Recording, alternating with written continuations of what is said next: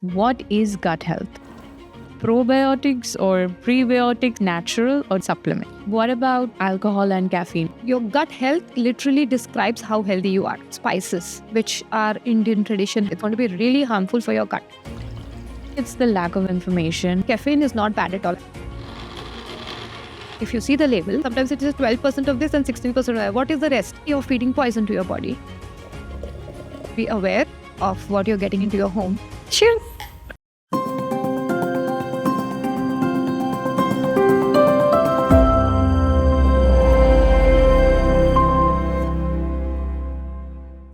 Hello and welcome to The Fix by Curryfit, your new go-to podcast where we marry the love for flavor-packed meals with the science of healthy living. I'm Vanessa, the founder of Curryfit and your host.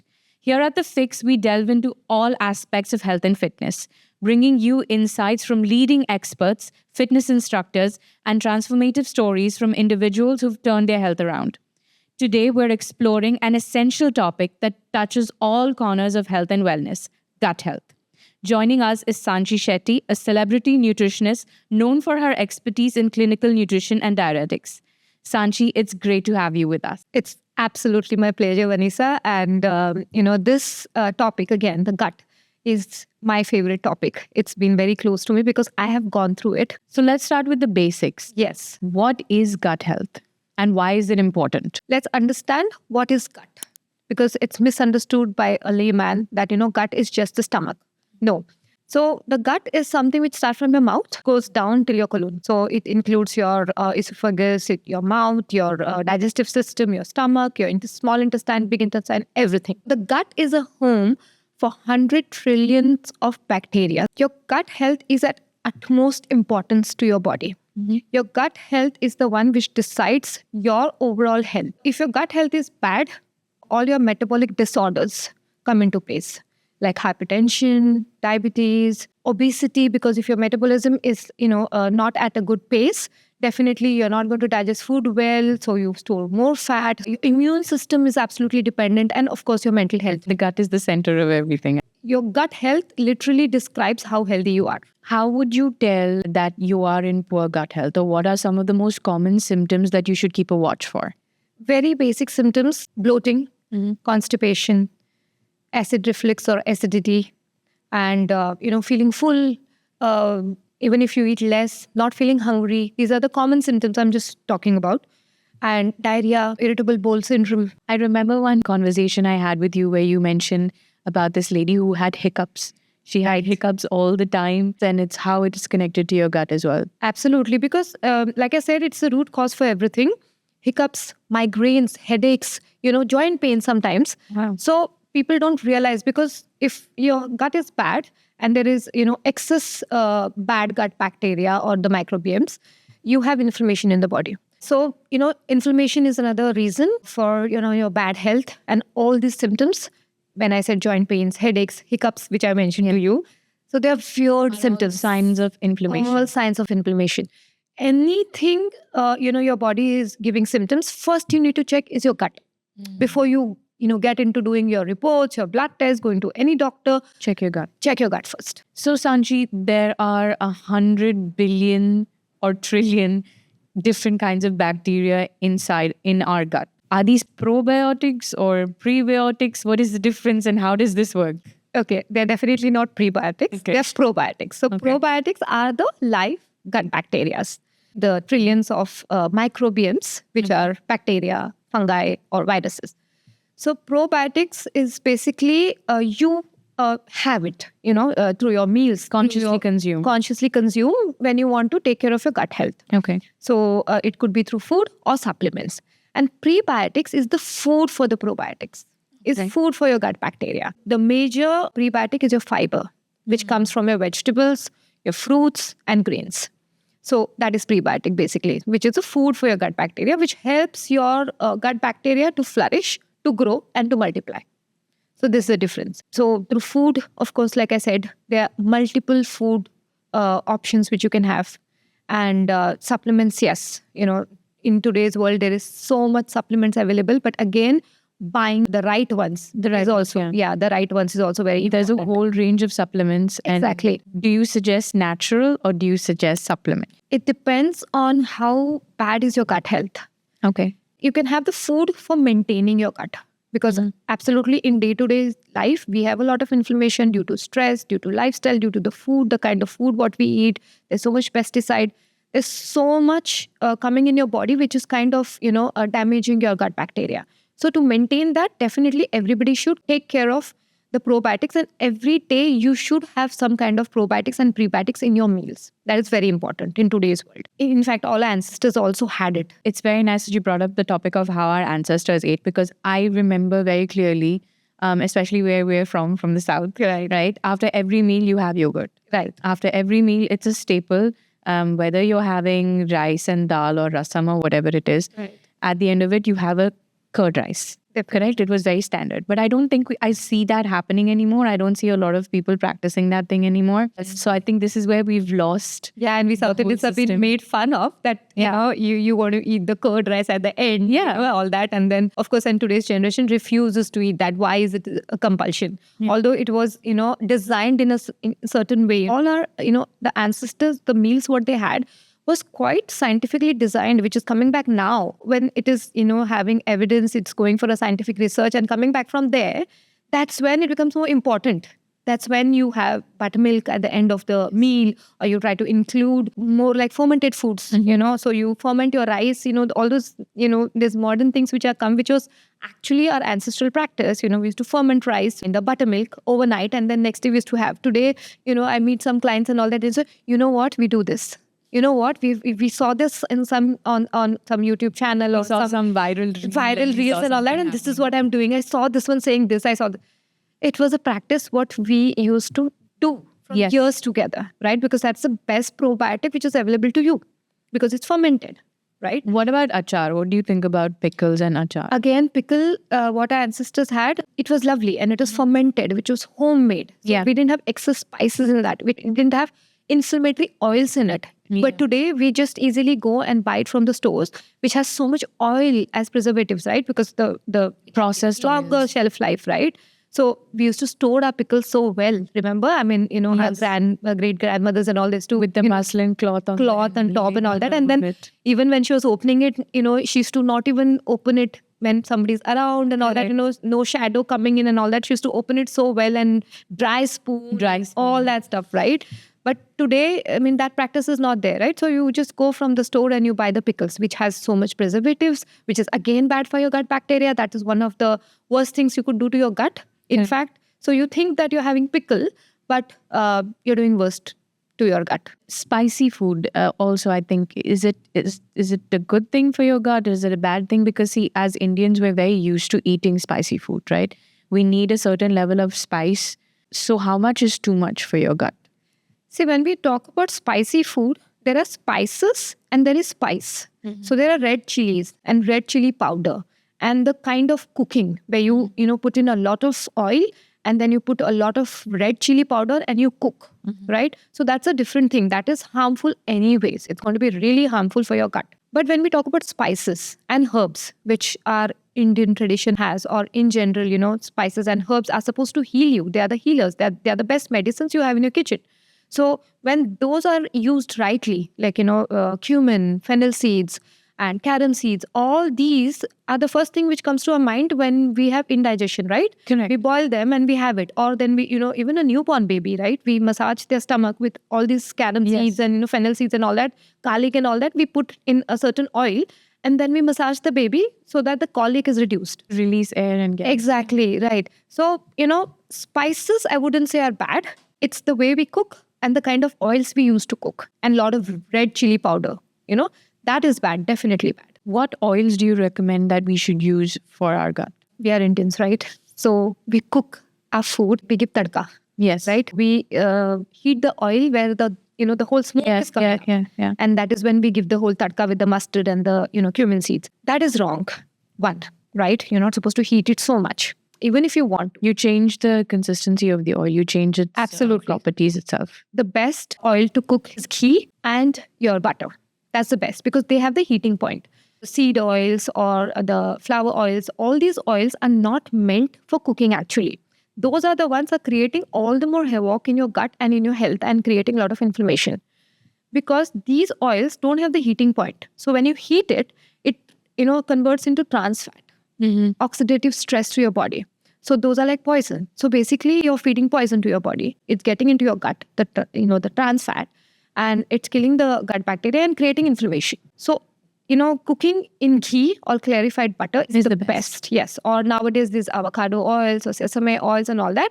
I mean, you can do the cooking in that, but it depends. The best is ghee. Is the Indian clarified butter is what I would say. A lot of people are now starting to use olive oil for cooking, extra virgin olive oil for cooking. Absolutely but it's wrong. Yes, it's not. Really, I think it's the lack of information about what oils are good for cooking and what are not. That's people just think, yes, I should switch to olive oil, stop sunflower oil, and then they use olive oil for everything. So olive oil is amazing. It's very healthy. It's great for your body, but used properly. You can drizzle on your salad. You can just saute your vegetables very little. You just warm it up and then you just saute your vegetables. That's the best. Otherwise, if you're using it for Indian cooking, especially, whatever kind of olive oil it is in the market, it says, okay, this is cold pressed and I don't know what not other names of the olive oils. It's not good. Not good at all. And I think olive pomace oil is really taking off right now, which really upsets me when I see it on shelves because it is equivalent to the other stuff that you're having. You might as well go ahead and use sunflower oil and the rest of it, right? Exactly. On social media, I've been seeing two schools of thought right now. One is where they have 1 teaspoon of ghee every morning when you wake up. Another is where there's an influencer called Brian Johnson who's been having olive oil when he wakes up in the morning. What do you think? Ghee or olive oil? He's having it raw, right? Raw. Yes. Absolutely. Pure olive oil. Because we believe in nutrition, doing the fat first ritual is amazing. Not just for your gut, but your overall health. Because 80% of your hormones are made of fat. 70% of your brain is fat. So having good fat and starting your day with fat keeps your insulin also stable. And throughout the day, your energy levels also are maintained. So having fat in any form, I would say almond oil, almonds or, ghee, butter, or avocado, nuts, all this is fine. So olive oil had like that raw is absolutely okay. It's no harm as such. But yes, ghee, of course, has additional properties and it acts as a fire extinguisher to your gut. That's how we say about it. So ghee is always better. That's excellent. Yes. What about alcohol and caffeine? What effects do they have on your gut? Alcohol and caffeine are completely two different things. So alcohol does 3 things to your body. Alcohol has nothing to do in your body. It has no role there. It has no role at all. And alcohol is metabolized by your liver, right? So first it gets into your liver. The way we talk that the gut and your brain has an excess point. So there's a gut-brain excess. Similarly, even your liver has an excess to your brain. So there is a liver-brain excess. So that excess is disrupted. And furthermore, alcohol, when it is metabolized by the liver, when any kind of metabolism happens in your body, there are a lot of metabolites which are released. So your liver releases metabolites which are really harmful for your heart. It just leaves all these metabolites into your bloodstream. Another thing what alcohol does to your gut, it gets into your gut, kills the good bacteria, of course. So it damages. Remember, alcohol was used when we were kids. When we had wounds, they used to use it to sterilize. Yes, of course. Right? To sterilize the wound. Why? Because so that there were no germs, bacteria, etc. got into your skin. Exactly. When you have alcohol, your gut bacteria is going to die. It's the sterilizing process. It doesn't understand what is good and what is bad. It just kills it. And apart from that, it disturbs the lining, the mucous lining. The lining which is, keeping your bad gut bacteria getting into the bloodstream, getting into the places where it's not supposed to be. So it's damaging that lining. So when that lining is damaged, your bad gut bacteria sneaks into your bloodstream, which is very bad, which doubles the inflammation. And then, of course, it's because your blood, is circulating throughout your body, right? Even through your brain. So when these bad bacteria are moving along with the blood, it's going to damage every part of your body. There's also a belief that 1 glass of wine a day with a meal is fine. It's practically therapeutic. There's a whole system and theory behind it. What are your thoughts on this? It's an high antioxidant drink, right? It's also fermented. Exactly. And it's also fermented. Yeah. But again, it's alcohol at the end of the day. So it depends how often are you having it and how bad is your gut health. If your gut health is bad, and then as soon as you have wine, And then you're adding fuel to the fire. Fuel to the fire, exactly. Whereas caffeine is related. Caffeine is supposed to be good. It's not bad. It is the way of having it. There's a wrong way of having it. There's a right way of having it. That's it. So caffeine is not bad at all. I wouldn't. I love caffeine. I wouldn't say I'm addicted, but I love caffeine.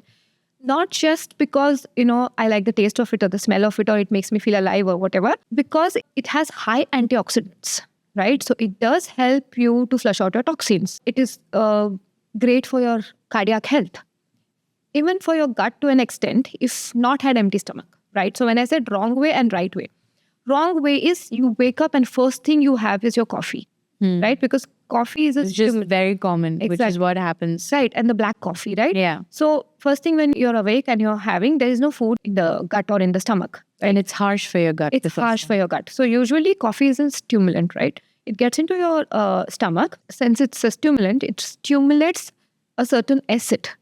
That acid is basically good to digest the food faster. It just promotes good digestion. But then there is no food to digest. Then it is eating up your stomach lining. That is how it damages. People with acidic issues and all that, they will have excess acid because, of course, it's stimulating acid. So then you'll have acid reflux. But it's not the coffee to be blamed. You're not supposed to have it empty stomach. It's how you're having it and when you're having it. And also without milk, right? What does dairy do to your gut? So another thing about caffeine is that if you have caffeine as in just caffeine, like a black coffee or Americano or the shots and all that, it's absolutely okay. But the problem is that we have it with milk, dairy and sugar, of course. So, because the coffee has to taste well. Now, all these are your inflammatory foods, right? Your dairy. Dairy is absolutely a no-no for the gut health. And sugar, of course, because it creates inflammation. Again, like alcohol, sugar has no job. Absolutely no job in your body. Which is processed sugars. Processed sugar. Yeah, obviously, as in the sugar, what we use. So that has nothing to do in your body. It's highly inflammatory. So it just inflates you. And again, it is the food for the bad gut bacteria. So you don't want to feed the bad gut bacteria, right? You want to feed the good bacteria. You want the good bacteria to flourish and multiply. So sugar does that. What are the top 5 most inflammatory foods that you should avoid? The first place goes to gluten, because gluten is something which is not designed for a human body. Your digestive system cannot digest it. And just not gluten, the way the gluten's agriculture is now. What our great-grandmothers had, the wheat and the gluten, what came into their system, is absolutely different. It has a lot of GMO because it's genetically modified. The wheat is genetically modified. So it comes with a lot of GMOs, right? And gluten, as I said, it's really bad for your gut. So first one, gluten. Gluten, yeah. Second is dairy, of course, because again, the antibiotics, the hormones which it comes with, and again, it's inflammatory. So that's a no-no. Sugar, processed food, because processed food have excess amount of preservatives, sugars. Yeah, preservatives which are in the form of bad oils, sugar, salt. Direct salt is absolutely okay. When I talk about salt, I always like to clarify to the audience that salt, what we're having at home is absolutely okay. That's not bad. But when it's used as a preservative, it's a different kind of salt. And the way it is used, excess amount of it, that is not good. A lot of emulsifiers they use, right? We always think that, I'm going plant-based milk. We go to Starbucks and say, almond milk coffee. We say, coconut milk coffee. But the brands use what emulsifiers. Yeah. Those are the worst. So if you're thinking you're doing good by switching to almond milk or to plant-based milks, unless you're making it at home, it's amazing. It's the best. But if you're getting the packet, please look into the label. And if it has emulsifier, you're doing double the bad than having the dairy. Yeah. So these are the foods which I would say, are bad. So we have gluten, sugar, dairy, anything that's processed with emulsifiers. Absolutely. Yes. Anything coming from the packet, anything which is packed, which is frozen, which has a certain shelf life, which is dated, is not good for your gut at all. So better to prepare fresh meals. Whole foods, fresh whole foods. Yes, is the best for your gut. Solution. Yes. Yeah. And it's actually very easy to make these nut milks at home. I mean, I do it all the time. There are machines available now. Yeah. Yeah, you just put a certain amount in that, like the way you have like a pre-prepared coffee machine. It's like that. You just put. And as it is, when you go and buy this, packs, it's just 12 almonds, which is making 1 liter Correct. of your almond milk. And you can do that at home. You just need a muslin cloth, 12 almonds, and some filter water. And that's it. And you That's have it. Yes. almond milk. And, Yeah. and it actually tastes better than the stuff that you get in the stores and that you buy. And you Much then better. start to notice that they also add sugars, even if it says no added sugars. I feel like there is a certain amount of added sugar in it because it tastes different. There is a It different does. taste to it altogether. Yes, it does. So emulsifiers, of course, they do have sugars also. So it has to have sugar, salt, or any kind of such thing, or oil. These 3 things have to be there to increase the shelf life. So it will have. And anything you don't understand when you're buying this packs, if you're not able to read and it's all chemical names, it's best avoid it. Yeah. Yes. I think that's my go-to. If you read the ingredients and you don't understand what they are and you can't pronounce the names on Exactly. it, don't buy it Leave it. because it's probably not meant to be in your body. Absolutely. I think the biggest scam being run on us right now is companies saying no sugar added on all of their products. But when you read the label behind, you see things like fructose, muscovado, lactose, treacle, etc. So they're using different names for sugar and hoping to fool the customer just so they won't know that it's added sugar. How do we spread awareness about it? How do you think people can take back control? You need to be aware how to read the labels, right? Like I mentioned and you mentioned, you have this rule that anything what you can't spell, anything you don't understand, anything that you have to Google, Yeah. right? Because that's what we do. This is all chemical sugar. Basically, whatever the lab makes, they give it a new name, right? I mean, different form of it. They use different things to make different kind of sugars. So it's more like an experiment, right? Yes. I mean, whatever comes from the lab, or they have to name it. And that's why we can't recognize these names can't. anymore. So it's not called brown sugar or raw sugar or just general sugar. Exactly. But it comes in, I've heard there's about 43 different types of names for these sugars now. And it's scary to think about it that you have to be so careful when you're buying products. Yes, simple rule. Whatever you can't read and whatever you can't understand, Don't buy it. just don't buy. That's it. So you go to buy an almond milk. You know you want almond milk, right? So how do you make almond milk? You need kind of Almonds and water. That's it. That's it. It should just say that. Yeah. That is a clean product is what we call it. Just that.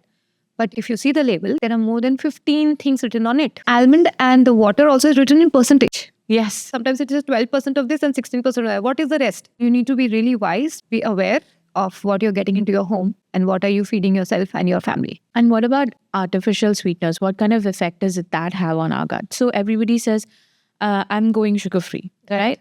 But then you see them using sweet and low, you see them using stevia. What are your thoughts on artificial sweeteners? What are the safe ones? What should we stay away from when it comes to gut health?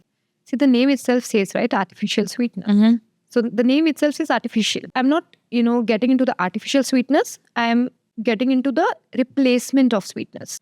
So the replacements are stevia, monk fruit, and, the date syrup, because, dates is amazing because it comes with a lot of other nutrients also apart from the sweetness. Anything making it a practice of having every day is not good. If you're craving for sweets, if you're craving for a good coffee with sweetener in it, then it's absolutely okay. And the best one I would say is monk fruit sweetener. Obviously, you're not going to add date syrup into your coffee. But if you're making a dessert or something, then definitely go with natural sweeteners. You can make it fruit-based or you can make it dry fruit-based like dates and then any other, dry fruit. But for baking, I would say avoid stevia. Not great for baking. You can use it it leaves a different kind of aftertaste when you're using first. Yes. So in Curryfit, we use only monk fruit sweeteners. We use mostly Lakanto for all of our products. You measure it 1:1, the same as you would. It adds a sweetness, but it's not too sweet and it doesn't leave a very bitter aftertaste as well. Yes. It's a very even sweetener to Right. use. Because stevia, it's a plant extract, right? It's a leaf extract. It does have a bitter effect because the way the plant is. But then most of the sweeteners, when you go to buy like stevia, you go to buy, it doesn't say stevia alone. Again, there also there's when other you're buying, things. there are erythritol. There are other sweeteners. Erythritol, to an extent, it's fine. It's not bad. Again, if it has plenty of other names with it, not just the stevia, then you avoid buying that. Anything that has a very chemical sounding name has to be avoided. So what are gut-friendly foods? Like, say, for example, you're having gut issues. Where should you start and how do you start fixing your gut? So when you want to fix your gut, going plant-based is the best. The non-vegetarian is amazing. It has protein, fat, amazing nutrients, vitamins and minerals and all that. But that wouldn't be that great when you want to fix your gut. So going plant-based, like I said, is amazing. The fiber coming from your fruits, vegetables, and your grains, which is plant-based, is the food for your gut bacteria. Since the gut has trillions and 100 trillions of bacteria, they're not all similar. They're diversified. They're different. And now these different microbiomes or the gut bacteria comes from different colored vegetables and different colored fruits. That's very interesting. Every color, like, green, orange carrots, maybe a red apple, your bell pepper. Every fruit and vegetable has different gut bacteria, different probiotics to offer. That's why we say that your plate should look like a rainbow. Rainbow in a plate. So it should have all the colors. So this is what it is. And the thumb rule is, for a week, this is scientifically proven and decided, that you need to have 30 different vegetables, 30 different plant-based foods for a week. That's like more than 5 different vegetables, fruits, or your grains per day. So you have to consciously do that. So this is where we think about people have juices or, like they do juice cleanse where you're just drinking juices. And does that help your gut? No, I really don't recommend it. But maybe there are certain fruits and vegetables which are great when blended and had, right? But all of it, not strained. Not strained at all. Not strained at all. Pineapple is the only one, which you can have as a juice, because when blended, it has a certain ingredient which acts as an enzyme. So there are enzymes also in your body which helps your gut to heal better. So pineapple is the only fruit I think you should blend and have as a smoothie or as a juice. But combined with different veggies and combined with different ingredients, that is the only one. Otherwise, I would not recommend any vegetables or fruits, having in the form of juice. And typically, how long do you think this gut cleanse, where you are consuming a plant-based diet, where you're having a very plant-based diet, how long should you have this detox or this cleanse? It should be more than 2 weeks for sure. Okay. So 2 to 4 weeks, depending on how bad is your gut health. But it's just not about the, cleanse through vegetables or fruits or the plant-based grains. There are many other things you need to take care. Like we spoke about probiotics, prebiotics. There are special foods, fermented foods. There are so many things in the market which you can, consume as fermented foods. But the best and simple way is that at home, just take a glass jar, you add water to it, and add normal pink salt or black salt. It should be salty. In that, best is your beetroot, carrots, cucumbers, and radish. All these things you can live in there. Chop it and keep it inside. Some mustard seeds, ground it a little and put in. And, your black pepper, garlic, and onion. Amazing, amazing probiotics, already probiotics. Put in there and cover it well and leave it around your window side where there is enough sunlight and shadow together. Okay. Don't keep it in the balcony out, somewhere where there's too much sunlight. Keep it for 3 to 6 days. After 3 days, open it and just taste it and see. It should taste like a pickle. Like a pickle, exactly. This is fermented food and this is your real probiotic, right? So you can have this. Now, this is another practice what you can do during your gut cleanse. Apart from this, your diet has to be anti-inflammatory. A lot of herbs and spices in Indian culture, what we have, like I mentioned, garlic and onion also. That could be part of your, your diet, your meal. You can have it raw or use it more in whatever you're cooking. Apart from that, doing a turmeric ginger shot in the morning. Turmeric is amazing, right? It's antibacterial, anti-inflammatory. It's a very healing agent. So doing the turmeric ginger shots in the morning, just blending your turmeric root and your ginger, make a juice and keep it in the fridge for 5 days. The shelf life for it is 5 days. In the morning, just have it as a shot. Empty stomach. Empty stomach.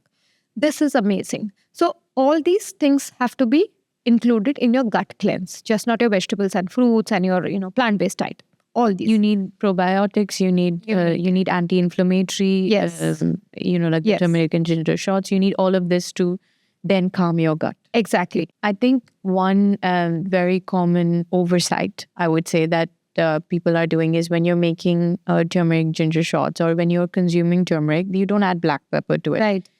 Black pepper activates the properties of turmeric and makes it better. So it's always better Like when we were kids, they used to use milk, turmeric, black pepper, Right. and honey to cure colds, to cure any kind of, like if you had any body pain or those kind of things. What do you think about this? Turmeric has this active agent called curcumin. That's the ingredient which is actually healing and doing all the job. Now, this curcumin, definitely had alone also, it's going to give you good effects and it is going to heal you. But if you want it to work at To its best, accelerate.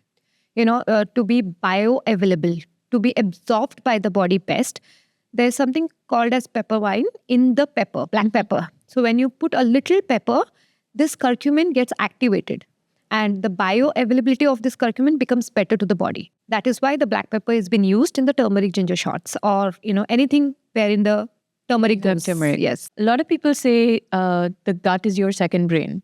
What are your thoughts on this? Yes, it is. It is. Previously, we used to, always think that the brain is the one which tells your body What to do. but it is not true. When we say there are two brains in your body, your main brain and your gut, which is second brain, the gut is the chattier one. That's the one which keeps sending messages to your brain, what to do, what not to do.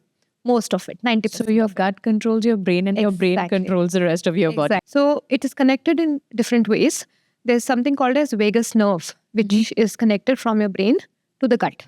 So these are the ones which send signals. Apart from that, your serotonin, which is your happy hormone, your dopamine, which is, controls your mood and balances everything, are the ones which are secreted in your gut. 90% of your serotonin, which is a happy hormone, secreted in the gut.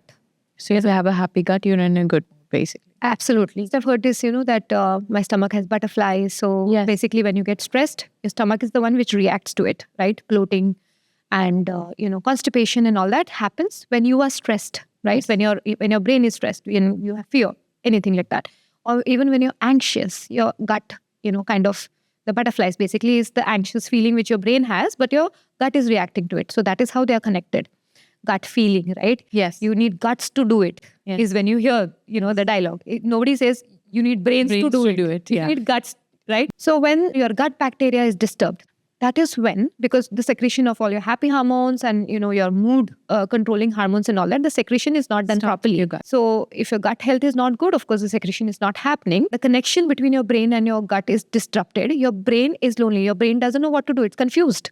So it doesn't understand what's happening, where to take the signals from, where to take the messages from, what to do.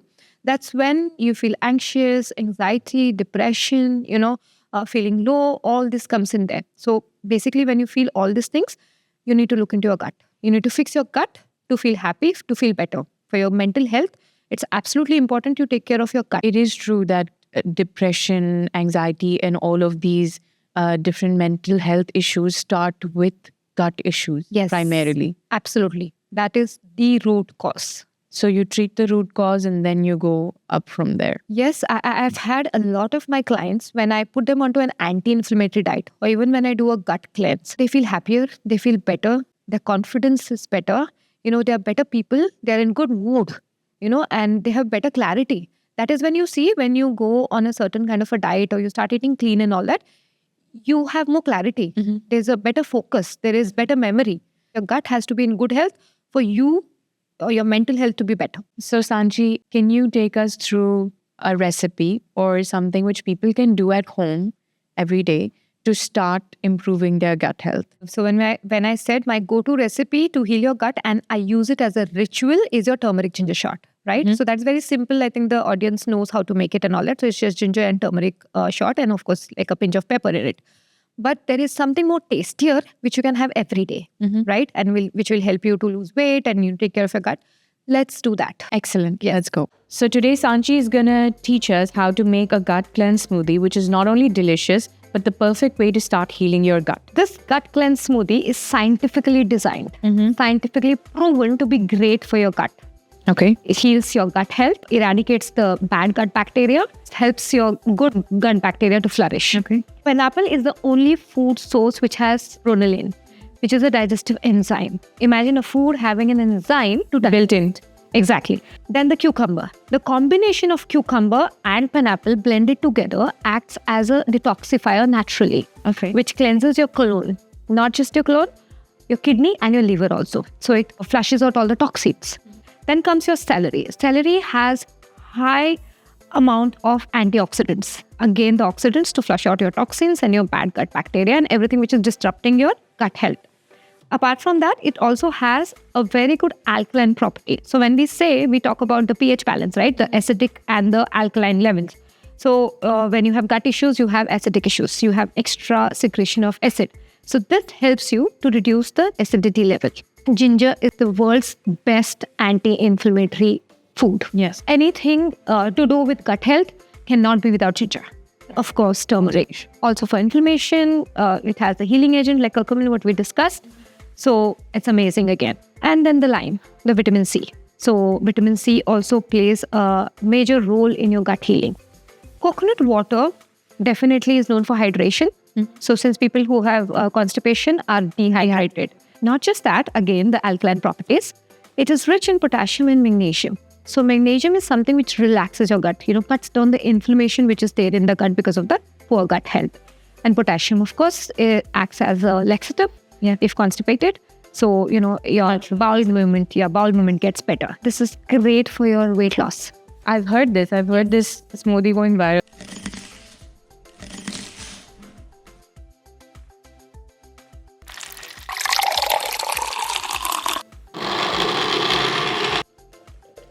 So it's quite thick. So cheers. I kind of like the crunchy. Yeah, exactly. The crunch of the cucumber and the celery. Yeah, it's amazing. And feels like, it's really nice. Use this every day as a ritual. This is the best to start with. Apart from your 1 tablespoon of ghee, which acts as a fire extinguisher for your gut, for that. Start with 1 tablespoon of ghee. And then this. Thank you so much for being with us here today, Saanchi. We have learned so much about the gut. And I'm sure there's a lot more for us to learn. Yes. Hopefully we can do another round. We can do another session where you teach us little bit more, bring some more recipes with us here today. And thank you all for listening. Thank you all for being part of the first episode of The Fix. Cheers to gut health. Cheers.